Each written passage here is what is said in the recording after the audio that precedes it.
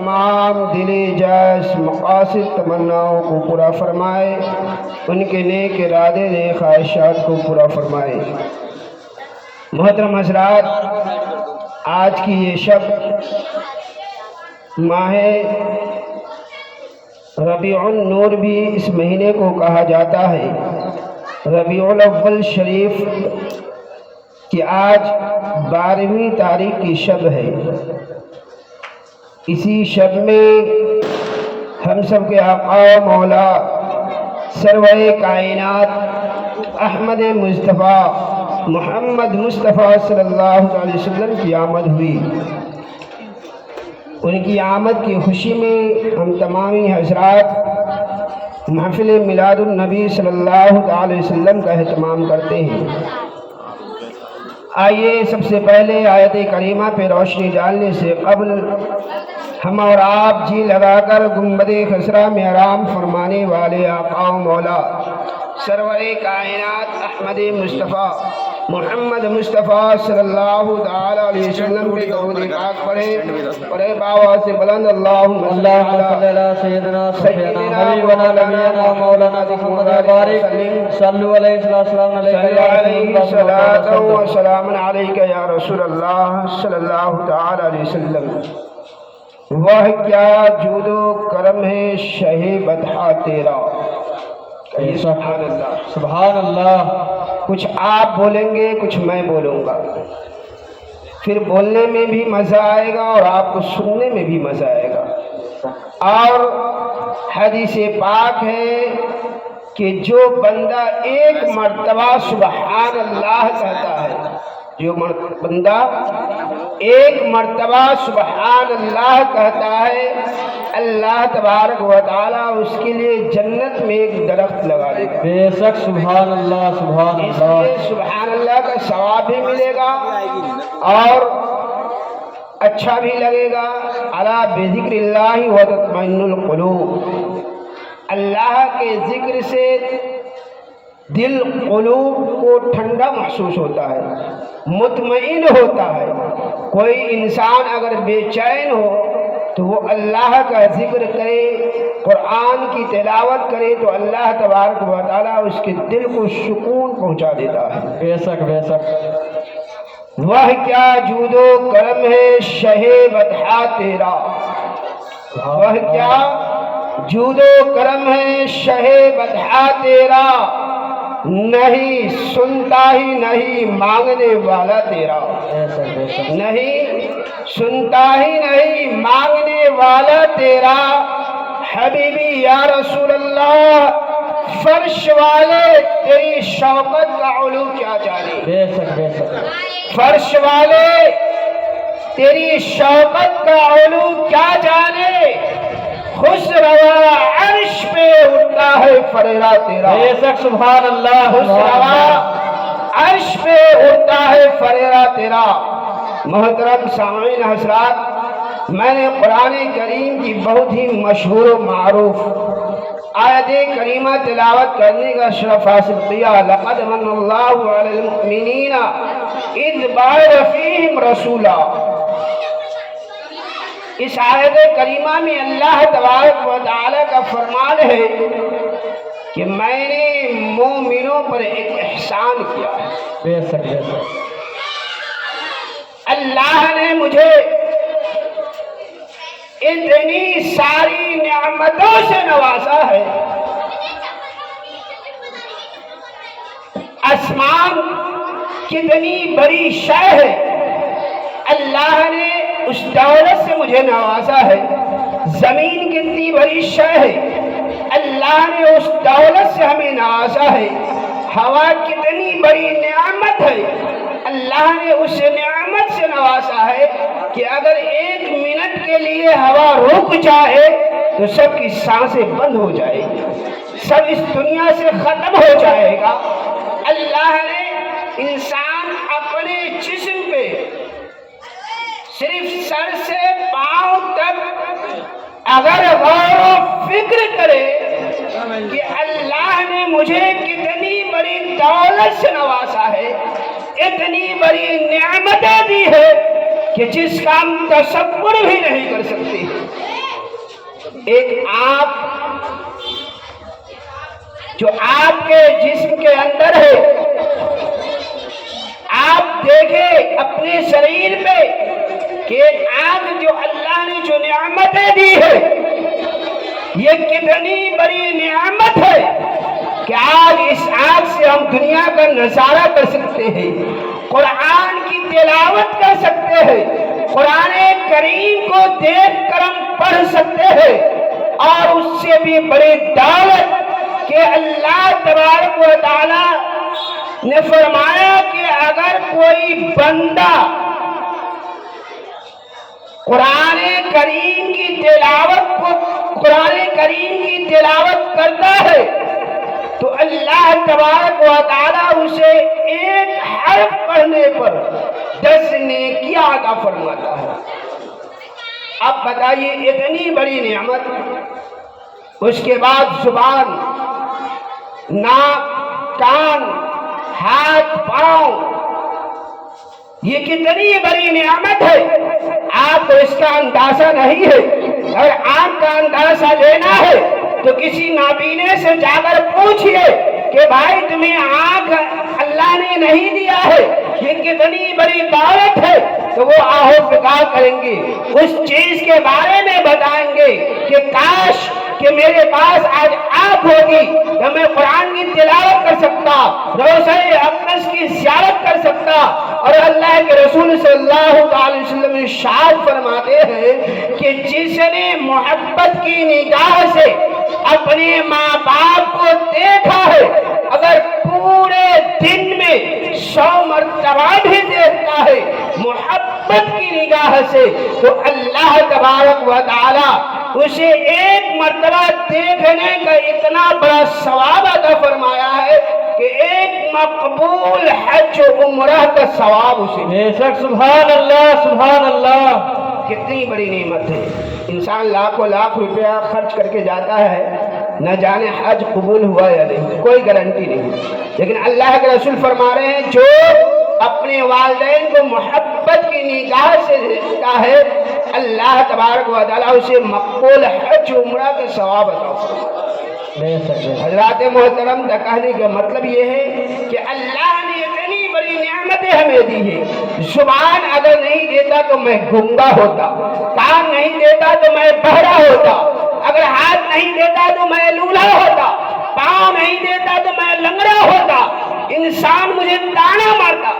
اللہ نے اتنی ساری نعمتوں سے نوازا ہے، لیکن کہیں پہ بھی یہ نہیں فرمایا کہ اے لوگوں میں نے تم پر احسان کیا ہے، تمہیں ہاتھ کی دولت سے نوازا ہے، تمہیں آنکھ کی دولت سے نوازا ہے، تمہیں زبان کی دولت سے نوازا ہے، کہیں نہیں فرمایا۔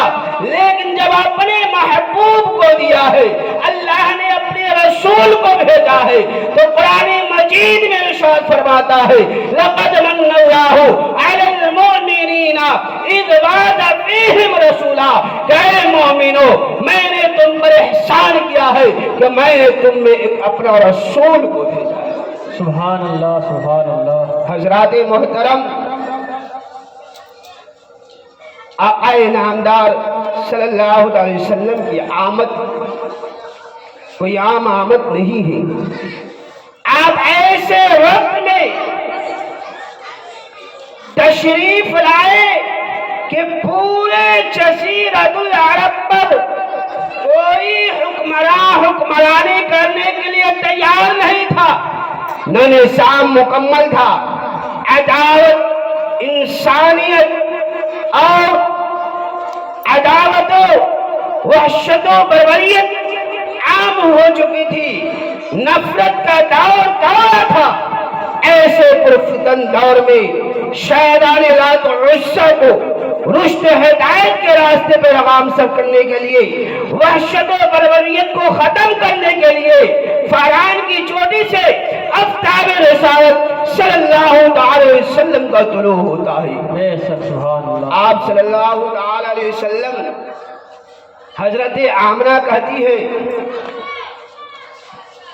کہ جب حضرت عبداللہ ہم سے رخصت ہو کر تجارت کے غرض سے انہوں نے اس شہر کو چھوڑا اور حضرت عبداللہ کہتے ہیں آمنہ گھبرانا، میں ضرور لوٹ کر تمہارے پاس آؤں گا۔ حضرت آمنہ کہتی ہے کہ میں روز راہ تاپتی تھی، میں انتظار کیا کرتی تھی کہ کب عبداللہ لوٹ کر آئے۔ ایک دن حضرت عبدالمطلب کہتے ہیں اے بیٹی آمنہ تو آج بہت خوش نظر آ رہی ہے، کیا بات ہے؟ حضرت آمنہ کہتی ہے ابو جان میرا دل گوارا کر رہا ہے، میرا دل گواہی دے رہا ہے کہ آج عبداللہ آنے والا ہے۔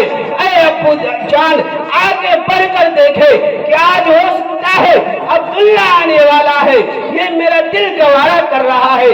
اے ابو جان اب آگے کو جائے۔ حضرت عبدالمطلب آگے جب بڑھتے ہیں کچھ ہی دور پر گئے تھے کہ ایک شخص دوڑتا ہوا آتا ہے، کہتا ہے آپ ہی مکہ کے سردار ہے، آپ ہی کا نام عبدالمطلب ہے۔ حضرت عبدالمطلب کہتے ہیں ہاں ہاں میرا ہی نام عبدالمطلب ہے۔ وہ آنے والا شخص کہتا ہے کیا آپ کا بیٹا عبداللہ ہے؟ حضرت عبدالمطلب کہتے ہیں ہاں میرا بیٹا عبداللہ ہے، بولو کیا بات ہے؟ وہ آنے والا شخص کہتا ہے اے مکے کے سردار سنو سنو، تیرا لگتے جگر نور نسل عبداللہ اب واپس نہ آنے والا ہے، عبداللہ اب لوٹ کر نہ آنے والا ہے۔ حضرت عبدالمطلب کہتے ہیں بیٹا آخر بات کیا ہے، ماجرا کیا ہے، صحیح سے بتاؤ تو صحیح۔ وہ آنے والا شخص کہتا ہے کہ عبداللہ کا انتقال ہو گیا ہے۔ اللہ! حضرت عبدالمطلب یہ سن کر بیٹھ جاتے ہیں، سوچ میں پڑ جاتے ہیں کہ آمنہ اتنی آرزویں لی ہوئی ان کی راہ تک رہی ہے، میں آمنہ کا جا کر کیا جواب دوں گا؟ اس کے بعد حضرت عبدالمطلب اٹھتے ہیں، کھڑے ہوتے ہیں، ایسا محسوس ہوتا ہے کہ غمزدوں کا پہاڑ ٹوٹ چکا ہے، غموں کا پہاڑ ٹوٹ چکا ہے، ہر قدم بڑھا رہے ہیں لیکن اتنی مشکلیں ہو رہی ہے کہ اس کا کچھ اندازہ نہیں لگا سکتے۔ حضرت عبدالمطلب جیسے ہی حضرت آمنہ کے پاس آتے ہیں، حضرت آمنہ کہتی ہے ابو جان کیا بات ہے، آپ کا چہرہ اتنا اداس کیوں ہے، آپ اتنے مایوس کیوں ہے؟ حضرت عبدالمطلب کہتے ہیں بیٹی جس آدمی کا تو انتظار کر رہی ہے، جس عبداللہ کا تو انتظار کر رہی ہے، وہ عبداللہ اب لوٹ کر نہ آنے والا ہے، اس کا انتقال ہو گیا ہے۔ آج حضرات محترم اگر کسی کا بھائی، کسی کا بیٹا اگر انتقال ہو جاتا ہے، کسی کا رشتہ دار انتقال ہو جاتا ہے تو لوگ لاکھوں روپیہ خرچ کر کے اپنے بیٹے کو قریب میں لاتا ہے، لاش کو اپنے پاس بلاتا ہے، کسی دوسرے شہر میں تو اپنے شہر میں بلاتا ہے تاکہ میں آخری بار ان کا دیدار کر سکوں۔ لیکن حضرت آمنہ کو وہ بھی نصیب نہیں ہوا، روز روتی رہی، صبح و شام روتی رہی۔ حضرت عبداللہ کی یاد میں کچھ ماہ ہی گزرا تھا کہ ایک شخص حضرت عبدالمطلب جب خانہ کعبہ کا طواف کر رہے تھے آپ کر آواز دیتا ہے کیا اے عبدالمطلب آپ ہی تو مکے کے سردار ہے، کیا ہمارے یہاں یہ رواج نہیں ہے، کیا ہمارے یہاں یہ دستور نہیں ہے کہ جب کوئی عورت بیوہ ہو جائے تو وہ 1 سال تک شوق مناتی ہے؟ حضرت عبدالمطلب کہتے ہیں ہاں ہاں میرے یہاں یہی دستور ہے، عرب کا یہی دستور رہا کہ جب بھی کوئی بیوی بیوہ ہو جائے، کوئی عورت بیوہ ہو جائے تو وہ 1 سال تک شوق مناتی ہے۔ اس کے بعد وہ شخص کہتا ہے آپ کی بہو آمنہ شوق نہیں منا رہی ہے، ماجرا کیا ہے، بات کیا ہے؟ حضرت عبدالمطلب کہتے ہیں کہ اے شخص بتاؤ بات کیا ہے؟ وہ شخص کہتا ہے آپ کی بہو خوشبو لگاتی ہے، آپ کی بہو خوشبو استعمال کرتی ہے اور ایسی خوشبو جو پورے عرب کے، پورے مکہ کے अच्छे अच्छे सरदार के घरों में भी वो खुशबू नसीब नहीं। बेशक सुभान अल्लाह सुभान अल्लाह। हजरत अब्दुल मुत्तलिब इतना सुनते हैं तो सर शर्म से झुक जाता है, आंखें नम हो जाती है और हजरत अब्दुल मुत्तलिब अपने घर के जानिब रवा होते हैं। जैसे ही घर के करीब होते हैं तो हमारे नबी की दादी का नाम भी हजरत फातिमा है, हजरत अब्दुल मुत्तलिब की ज़ौजा का नाम भी फातिमा है। हजरत फातिमा कहती है, ऐ मेरे सर के ताज, आज क्या बात है, आज क्या मामला है कि आपका सर झुका हुआ है, आपकी निगाहें कम हो चुकी है। हजरत अब्दुल मुत्तलिब कहती है कि आपकी बहू आमिना की वजह से मेरा सर झुक गया है, आज मुझे सर को झुकाना पड़ा है, लोगों के सामने शर्मिंदा होना पड़ा है। हजरत फातिमा कहती है क्या है मेरे सरताज, आखिर बात क्या है, मामला क्या है, कुछ तो बताए। हजरत अब्दुल मुत्तलिब कहते हैं कि पूरे मक्का में ये बात आम हो चुकी है, हर औरतों की जुबान पे है कि आमना अपने शौहर के इंतकाल पे शोक नहीं मना रही है बल्कि खुशबू लगाकर घूम रही है। पूरे मक्का में इस बात का चर्चा है। ऐ फातिमा, जाओ जाओ जाके आमना से पूछो आखिर वो ऐसा क्यों कर रही है, क्या मेरे लखते जिगर के जाने का दम उसे नहीं है, क्या अब्दुल्लाह के जाने का दर्द उसे नहीं है। उसके बाद हजरत फातिमा कहती है मैं अकेले नहीं पूछ सकती, आप भी साथ में चले, मैं साथ में जाऊंगी, उसके बाद मैं वहां पे पूछूंगी। हजरत अब्दुल मुत्तलिब आते हैं, हजरत आमना देखती है कि मेरे सास और ससुर जैसे ही आ रहे हैं उठ खड़ी हो जाती है, इस्तकबाल के लिए खड़ी हो जाती है, आगे बढ़कर सलाम करती है, कहती है अम्मा जान खैरियत तो है, आखिर बात क्या है, आप लोग यहाँ पर तशरीफ लाए हैं। उसके बाद हजरत फातिमा कहती है बेटी क्या तुझे अब्दुल्लाह के जाने का गम नहीं सता रहा है, क्या तुझे अब्दुल्लाह की मौत का गम नहीं है, क्या तुझे अब्दुल्लाह का याद नहीं आ रहा है। हजरत आमना कहती है कि ऐ अम्मी जान जब से अब्दुल्लाह गया है मैं खाना तक सही से नहीं खाती हूँ, मैं रोजमर्रा उनके शोक में रोती हूँ, गिर गिराती हूँ। माँ आप ये क्या सवाल कर रहे हैं। उसके बाद हजरत फातिमा कहती है तू कौन सी खुशबू लगाती है कि पूरे मक्का की औरतें चर्चा कर रही है कि आमना शोक नहीं मना रही है, आमना खुशबू लगाकर घूम रही है। उसके बाद हजरत आमना कहती है अम्मा जान आगे आओ। उसके बाद वो अपना दुपट्टा लाती है जिसमें एक मर्तबा अपने पसीना को पोंछी थी।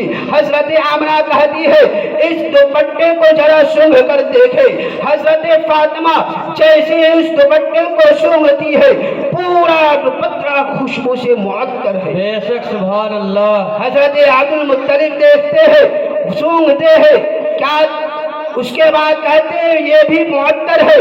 उसके बाद चादर को लाया जाता है, चादर को भी सूंघते हैं, उसके बाद वो भी मुअत्तर ही था। उसके बाद हजरत फातिमा खुद आगे बढ़ती है और एक जगह की मिट्टी उठाती है और हजरत अब्दुल मुत्तलिब के हाथ में लाकर रख देती है, कहती है इसे सूंघिए। जब उस मिट्टी को हजरत अब्दुल मुत्तलिब ने सूंघा है तो मिट्टी सारा खुशबूदार था, मुश्क अंदर से भरा पड़ा था। हजरत फातिमा कहती है कि मैंने कल देखा था कि आमना इस दीवार को अपने हाथों से छुई थी, इसलिए कल का छुआ हुआ दीवार ये मिट्टी आज भी खुशबू दे रही। नारे तकबीर, नारे रिसालत, मसलके आला हजरत, उलमाए अहले सुन्नत, सरकार की आमद, सरकार की आमद, जश्न ईद मिलादुन नबी, जश्न ईद मिलादुन नबी, नारे तकबीर, नारे रिसालत। हजरात मोहतरम तो ये है सरकार की आमद से पहले का वाकया।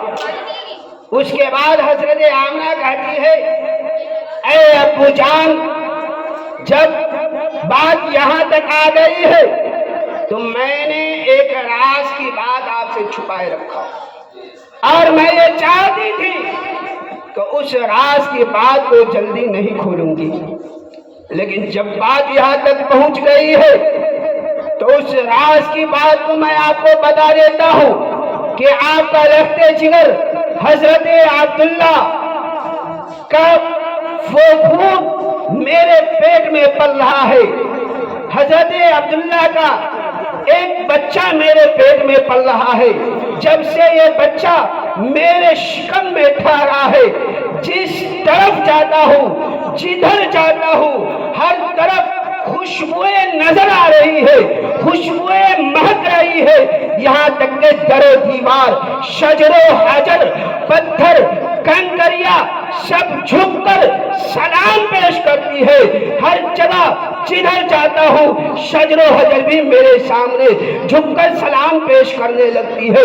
उसके बाद हजरत अब्दुल मुत्तलिब कहते हैं, ऐ मेरी बेटी फातिमा, मेरी दुआ रब ने सुन लिया है, मेरी दुआ रब ने कबूल कर लिया है। जब अब्दुल्ला रुखसत हुआ था तो मैं खाने काबा के खिलाफ पकड़कर रब की बारगाह में दुआ की थी, परवरदिगार आलम आमना के लिए कोई ऐसा रखते जिगर को भेज दे जो आमना के देखभाल कर सके। लेकिन रब्बे कायनात ने आमना के क्या पूरे दुनिया के लिए रहमत बनाकर सुभान अल्लाह सुभान अल्लाह। हजरत मोहतरम, उसके बाद हजरत आमना कहती इतना ही पे नहीं, बल्कि जब मैं कुएं से पानी लेने के लिए जाती हूँ तो पूरे मक्का की औरतें मेरा इंतजार करती हैं। पूरे मक्का की औरतें मेरा इंतजार करती है कि आमना आएगी तब पानी भरेंगे। आखिर मामला क्या है, वजह क्या है? हजरत आमना कहती है कि अब्बा हुजूर, जब सारी औरतें मक्का की डेगची लेकर, डोल लेकर और रस्सी लेकर कुएं से पानी निकालने को जाती है और ये आमना एक सामान, एक बर्तन को लेकर खाली हाथ जाती है, और जैसे ही मैं उस कुएं पर पहुंचती हूँ, उस किनारे पे अपने कदम को रखती हूँ और कुएं के जानिब देखती हूँ तो कुआं का सारा पानी उबल कर बाहर निकल आता है। कुआं का सारे नीचे का पानी ऊपर आ जाता है। उसके बाद पूरे मक्का की औरतें जल्दी से अपना बर्तन धोकर वो कुएं से पानी निकाल लेती है, और जब तक मैं उस कुएं से नहीं हटती पानी वहां पे ऊपर तक रहती है, और जैसे ही मैं उस कुएं से दूर हो जाती हूँ पानी वो नीचे को चला जाता है। बेशक सुभान अल्लाह सुभान अल्लाह। ये है हुजूर की आमद से पहले का वाक़या। उसके बाद हजरत आमना कहती है कि दुनिया का ये रिवाज है कि जब कोई औरत बच्चा जनता है तो वहां पे कोई दाई, कोई औरतें मौजूद होती है। हजरत आमना कहती है, मैं इसी फिक्र गम में डूबा हुआ था कि काश आज अब्दुल्ला होते तो मेरे पास भी मोहल्ले की औरतें होती, वो मोहल्ले की औरतों को बुलाकर लेकर आते और आज इस वक्त में वो औरतें मेरे पास मौजूद होती। जो एक बच्चा जनने को औरत का रहना जरूरी है, इतना ही सोचो फिक्र में वो डूबी हुई थी कि हजरत आमना कहती है, 3 औरतें, वो खूबसूरत औरतें मेरे सामने आती है और वो लंबी थी। मैं पूछती हूँ क्या आने वाली औरत, ऐ आने वाली खातून, तू आखिर कौन है और मेरे बगैर बुलाए हुए तो यहाँ पर कैसे चली आती है? वो जवाब आता है, ऐ आमना, ऐ आमना, मैं तुझे मुबारकबाद देने आई हूँ। ऐ आमना, मैं तुझे मुबारकबाद देने आई हूँ। मुझे हजरत आदम की बीवी हव्वा कहा जाता है। दूसरी खातून कहती है, मुझे ईसा की माँ मरियम कहा जाता है। तीसरी खातून कहती है, مجھے اسماعیل کی ماں ہاجرہ کہا جاتا ہے۔